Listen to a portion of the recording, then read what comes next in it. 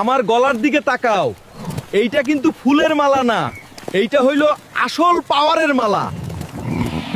তুমি সৎ হইতে পারো, কিন্তু তুমি তো একটা ফকির, আর ইলেকশনে ফকিরনিদের কোনো বেল নাই। যা ভাগ, গিয়া ঘাস খা। গ্রামে এবার মহাভোট। একদিকে কোটিপতি শিয়াল রাজা, যার স্লোগান টাকা যার ক্ষমতা তার, আর অন্যদিকে গরিব কিন্তু সৎ হরিণ ভাই, যার স্লোগান ভালোবাসাই শক্তি।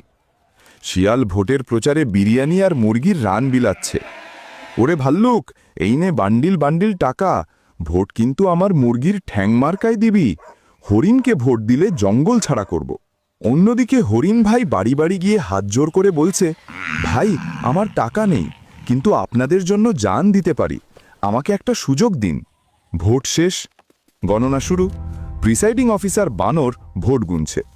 পাবলিকের ভোটে হরিণ ভাই বিপুল ভোটে এগিয়ে। শিয়ালের তো মাথায় হাত। সে দেখল এভাবে চললে তো জামানত বাজে আপতে হবে। শিয়াল তখন চুপিসারে গণনা কক্ষে ঢুকল। পকেট থেকে টাকার একটা মোটা বান্ডিল বের করে বানরের টেবিলের উপর ধপাস করে ফেলল। এই নে বানর, সারা জীবন তো গাছে গাছে ঘুরলি, এবার এই টাকা দিয়ে এসি রুমে থাকবি, শুধু রেজাল্টটা পাল্টে দে, হরিণের ভোটগুলো নর্দমায় ফেলে দে। বানর টাকার লোভ সামলাতে পারল না। সে মাইকে ঘোষণা দিল, ব্রেকিং নিউজ, ব্রেকিং নিউজ, যান্ত্রিক ত্রুটির কারণে থুক্কু গণনায় ভুল ছিল, আজকের নির্বাচনে বিজয়ী আমাদের শিয়াল রাজা।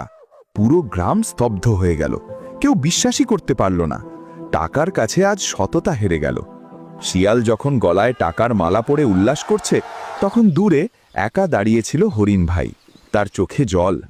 হরিণ কারো কাছে কোনো নালিশ করল না, শুধু দীর্ঘশ্বাস ফেলে বলল, আমি হারিনি ভাই, হেরে গেল এই গ্রাম।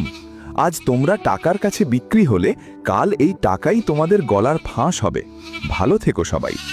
হরিণ মাথা নিচু করে কুয়াশার মধ্যে হারিয়ে গেল, আর গ্রামের প্রাণীরা বুঝতে পারল তারা আসলে কি হারিয়েছে।